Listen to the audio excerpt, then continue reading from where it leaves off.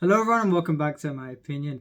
And the Rajasthan Royals have beaten the Royal Challengers Bengaluru by 6 wickets and have claimed their fourth straight win of this season. On the 11th of both sides starting off with the home team, the Rajasthan Royals went with the same team they went with against the Mumbai Indians. I was surprised Keshav Maharaj, who they signed as a replacement for Adam Zampa, I was surprised he didn't play on a surface like this against a side that's got a lot of right-handers. But they went with this team, and I'll be getting on to what I thought about that in a bit when I start reviewing the game from the first innings. And for RCB, of course, if you'd given a good contribution, that means you wouldn't be playing in the next game. And Mahipal Lomro, the one ray of hope with the bats in the previous game, wasn't a starting player in this 11. And Vishek Vijay Kumar, of course, 1 for 23 and 4. That's not what this attack does, so he doesn't play the next two games. And Will Jack still look to play an overseas player no matter what, meaning he probably won't get a game for a while. So you got three players who should have played. They didn't play, unsurprisingly. And Sanju Samson won the toss and chose to field first. I've said before, the Rajasthan Royals are the best bat-first team in the tournament, according to me. And I feel even though RCB, you're looking at their attack, can they defend even a pass score? No, they can't. So in this case, you'd think even though I thought they should have stuck to their strengths and they should have looked to bat first, it could be excusable in this case. But against the Mumbai Indians as well, even though the game panned out the way it did, I thought Samson, if he had won the toss, he should have chose to bat first. But it worked out for them in both those occasions. The RCB openers walked out to bat, and straight away from the second over, I'd said before that Keshav Maharaj should have played this game. And in terms of who he should have played this game for, I wouldn't have played Nandre Bagga this game. Now, of course, with Sandeep Sharma not being available, even from the previous game, and if you've got someone looking to, if a seamer is looking to bowl with a new ball, then they would have been thinking, since Bagga picked up a couple of wickets in the previous game, he could play this one. However, he usually prospers on surfaces where there is a bit of bounce, such as the Wanderers and in the Wankhede Stadium in the previous game. Is this a surface where you'd get that bounce? No, it isn't. So, bowling to Virat Kohli as well, who likes pace on the ball up front, and especially on a slow surface where you think giving that kind of an advantage away, you don't know how that would go. I didn't think it was a great call for Nandre Bagga to play this game, even though he picked up a couple of wickets in the previous game. And you saw how Virat Kohli dispatched him for runs. He went for 26 runs in his first two overs. The others who bowled in the power play didn't go for as many runs, but I think RCB had got to 45 without loss after the first 5 overs, and they got 26 of those runs in 2 overs off Nandre Bagga. So I thought it wasn't a great decision from the management, from the captain, to make him play this game. As I've said for a few venues that have showcased slow services, if you're 50 odd for 2 after 6 overs as a batting side, you've convincingly won that phase. And RCB were 53 without loss after 6 overs, meaning they had won that phase.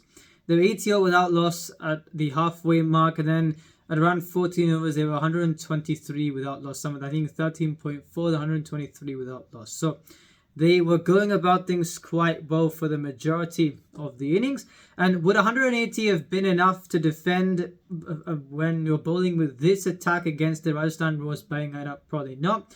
But was that still a good score on the surface? It was. So I thought they could get at least 180 odd with the way they were going for the first 14 overs. Unfortunately, Faf du Plessis was dismissed then by Yuzvendra Chahal.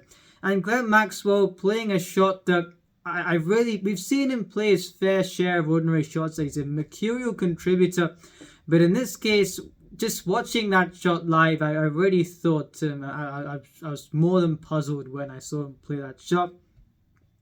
Saurav Chauhan, the debutant, was played at number 4. Now, he hit a 6 off Ashwin, then was dismissed off Chahal, 9 off 6.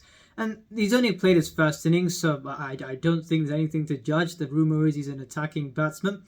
But when you've got a Mahipal Lomro who scored 33 off 13 in the previous game, the only ray of hope, played a cameo against the Punjab Kings as well. And he's being benched after playing well. I really don't get it. He's one of the best spin attackers as well. So I really didn't understand him not playing him. Nothing against the debutant being tried. I've heard he's a good attacking player. And an even bigger blunder than that, where you've got Dinesh Karthik, who they've played 4 games before this. In 3 of those, he's given defining contributions. Even though you've not won many games, he's still played vital knocks. And You're sending out a Cameron Green on a slow surface towards the end. He scored a laboured 5 of 6. Where you're looking at the decisions made by this management. Andy Flower has had great success as a coach, and I thought he was quite a good appointment when he had first been appointed. But since then, going into the auction, it really hasn't been what RCB would have expected. And I was quite puzzled, especially by this decision to not send out a specialist. Well, he can still bat earlier, but someone who's been in very good form in the first while of the season, Dinesh Karthik. And instead, you're sending out Cameron Green on a slow surface. It didn't make any sense at all. And so 183 for 3. Was it a good score on the surface? Yes. Was it? Is it a case where, looking at this RCB attack, are they going to be able to defend that kind of a score against this Rajasthan Royals batting side? You didn't think so. And now on Kohli's innings. You can look at this in two ways. One, in theory, and secondly, with how the match went in real life. First of all, theory would say if you score a century in close to 70 deliveries, we've seen the record, it's a joint slowest century, and you're looking at the amount of deliveries that he's faced, it would point to it being a bad innings since they've only lost 3 wickets. However, if you're looking at how the match panned out, and we know the stat, if you take his innings out, 59 of 48 was what the others scored. I thought this was a good innings. He scored at above 150 in an 180-odd game, where it's a case where would that score, if you discount the bowling attack, would that score be a good one on this venue, on this surface? Yes, it would be. So I thought he played both his innings, he played his role. The others should have gone at a higher tempo. Well, if yes, he scored a 44 of 33. I thought that had said 123 and 13.4. That set things up to get that at least 180 odd, 190 odd score. And with how the others went, the tactical mismanagement, not to play like Maxwell playing ordinary shots, you can't blame Virat Kohli, where he's the only one who really was holding the innings together. I thought this season he's been looking to attack spin more. You saw the shot he played off Chahal for 6 over mid-wicket. I thought it was a fantastic shot. So I would not blame Virat Kohli at all for this. If he had not played this knock, the score would have been far less, and Josh Butler wouldn't have got a century in the second innings. So I'd say he played a good innings today. As I said, in this season, he's been looking to attack spin more. And I thought on the slow surface, where I'd even said before, looking at how I thought his season would go, on the slower surfaces, where I thought he'd be playing 5 games on slower surfaces, whatever he scores would be a bonus. This is a massive bonus according to me. And in the 9 venues, on the 9 services where you'd think 7 at home, the ball comes onto the bat more, he'd score 5 50-plus scores out of those 9. We've seen 2 50-plus scores, and playing in Bengaluru and scoring an unbeaten century at above 150 strike rate on a slower surface, I think is a huge bonus considering what you could have expected. So I thought a very good innings from Virat Kohli. The others did not play their parts, and that's why. I'm not saying that's why they lost the game, because a more competent attack would have given a better face at defending a good score. But I thought you can't blame him for how this game transpired. On the Rajasthan Royals bowling figures, Trent Boult bowled okay for his first 2 overs. However, I'd said even from the World Cup semi-final, where before that game, I'd never seen him go around the wicket to the right-hander. That too early on was a new ball. In this case, Faf du Plessis was 19 off 18, and the one over where he got going, where he had 2 sixes off Trent Boult, both over mid-wicket, was where he went around the wicket to the right-hander, where I've never seen him do before that semi-final. Nandre Berger, 2 overs, 7 runs, 1 wicket in his last 2 overs, but if Keshav Maharaj had played, I feel RCB would not have got this score, and Virat Kohli probably wouldn't have got as many runs as they did. Ravichandran Ashwin, it's a case where he had an ordinary test series, and I'm very happy to see him put in a quality performance here. We only went for 1 boundary, that too in the last ball was 4th over. So a fantastic performance from him. Avesh Khan, as I said with Nandre Berger, Avesh Khan has bowled well thus far. However, on this surface, the more pace you give, the more runs you go for, and Virat Kohli enjoyed facing him. So I wasn't surprised that he went for runs in this game. Yuzvendra Chahal, I thought, bowled better than what his figures suggested. You saw the kind of shot Virat Kohli played off him. I think a couple of 6s that he hit. So I feel he bowled better than what the figures suggested. Riyan Parag, they won over for 10. So overall, even though it was a good score hit by RCB, I didn't think Rajasthan Royals had too much to worry about considering the attack they were facing. The Rajasthan openers walked out to bat and Yashasvi Jaiswal was dismissed in the first over for a 2-ball duck after looking to pull a delivery that wasn't short enough to pull. He's not had the best start this season, but there's no reason in my view for him to be out of form after what he's done in the recent Test series, and I feel he'll come good at some point in the season, quite soon in this season, and be ready to play at his best in the T20 World Cup.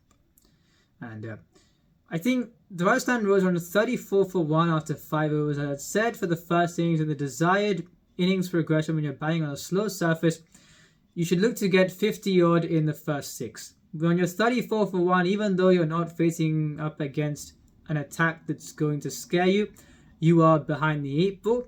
And with the bowlers that bowled, Reece Topley, I thought, bowled very well to Josh Buttler in his first 2 overs. Yash Dayal likes to bowl the new ball. Mohammad Siraj, as I've said before, he's best used opening the bowling. He will be less effective the later you bring him on. He bowled 1 over, and I think Josh Buttler played a scoop shot off him for 4, ramp shot off him for 4. Even that over went for 9. So you'd think the logical thing to do would be to bowl him for a second over in the power play. What do? 34 for 1. You bring on Mayank Dagat. The over goes to 24. Rajasthan Royals are back ahead of the 8 ball, and from then they didn't look back. So a ridiculously poor bit of captaincy from Faf du Plessis, where you saw the players who were dropped ahead of this game and ahead of the previous game. You're mismanaging your buying lineup that already isn't in great form. You are mismanaging your limited bowling lineup, and you're expecting to beat a side in their own backyard who haven't lost a game thus far. I don't know what they're expecting. And you bring on Mayank Dagar at that point in time, where in this game, none for 34 in his 2 overs. Himanshu Sharma had said he lacks control, he misses his lengths. You saw what he did in this game. And Cameron Green, his stock performance with the ball will be none for 19 in 2 overs. And he's not going to create much of an impact with the ball. He isn't doing anything with the bat. So you've got those players there, even though Mayank Dagar is a good defensive spinner. But I didn't think Cameron Green and Himanshu Sharma were going to do too much. Reece Topley bowls 2 very good overs to Josh Buttler up front. You think his best bet is bowling the new ball. What do? Instead of bowling a 3rd over, you bring on the spinners. Mohammad Siraj doesn't bowl a 2nd over when he's already being bowled out of position, and he goes for 35 in his 4. And Yash Dayal, he's bowled okay this season, but is he going to scare you? No, especially after the new ball. So you've got that kind of attack there, and you're even mismanaging that. And 2 quality innings, Sanju Samson, where he should be the starting keeper, I feel, for the T20 World Cup. I feel right now, with how Rishabh Pant is going as well, it should be Sanju Samson and Rishabh Pant as a 2 keeper batsman to be taken to the USA and the Caribbean to play in that World Cup. So an expectedly very good innings from him. He's already scored a 50-plus score in the first game of their campaign. And Josh Buttler, there was no need for concern with how good of a player he is. And I think he showed that in this game. He looked good from the outset. And it was great to see him secure this 100, and it'll be great for the Rajasthan Royals, where if Jaiswal starts getting a few scores under his belt, this team looks fantastic. And you've seen how well Riyan Parag has been doing as well, where he's been lauded for showing a supposed greater maturity now. In my view, if you saw what he did even when he first was brought onto the scene in 2019, I think you could tell this player was going to do some great things. I've always backed him since then. And you've seen even the previous game when he scored a 54 against Mumbai Indians, the commentators were saying even when he wasn't contributing before, he was still jovial in the field. He was being criticised for that before, but now he's being appreciated for it in hindsight, which I thought didn't make sense from the people who were criticising him. So I think expectedly he's been doing well. It's not a finally, it's an expectedly just the matter of time when it was going to happen. And this Rajasthan Royals side looks fantastic. I feel if they played Keshav Maharaj this time, it would have been even better. And RCB, I know they won't do this, but I'll keep saying this. And first of all, even if you want to play an overseas bowler, because I know they won't play Will Jacks, if you want to play an overseas bowler, you got Reece Topley, Yash Dayal, Mohammad Siraj, all 3 like bowling with a new ball. It's disgraceful if you don't use Mohammad Siraj in the way he should be used, since he's a leading India bowler. This is the Indian Premier League. Yash Dayal has done okay thus far, meaning even though Reece Topley is bowled 2 for 27, he bowled well this game, and is he going to go for less than 30 runs more often than not, less than 35 more often than not? No, he isn't. But he bowled well this game. But can you play him? No, you can't, because you've got Yash Dayal, Mohammad Siraj, who are best used bowling with a new ball. And so if you want to play an overseas seamer, it has to be Lockie Ferguson. And in my view, Wojak should play, especially on a surface like this. He would have helped with the bat and with the ball, where you've got him, Glenn Maxwell, who surprisingly didn't bowl this game. And then you've got Mayank Dagar, who's a good economical spinner. So you've got three bowlers who can provide control there. Mohammad Siraj and Yash Dayal to attack up front, and Vishak Vijay Kumar to bowl in the middle at the death. That's what they've got to do. Will they do that? No, they won't. But I feel even though with what they've done thus far, where they've dropped players that performed well, if they drop Reece Topley in this case and bowl Yash Dayal and Mohammad Siraj up front, I'd say it's a good decision, because you can't have all those three playing the same team when they all like to play a particular role. So I don't know what they're going to do. They probably will go with the same side, but with the tactical nous that has been displayed even before the auction, from before the auction, I'm not surprised things have gone this way, and I expect things to continue as the season goes along. As I said, it would take them at least 7 or 8 games to realize Wojak should play in the side, and at that point, the season would have been over. So let's see how that goes. If you enjoyed the video, please like and subscribe, share with your friends. Remember, this is my opinion. What's yours?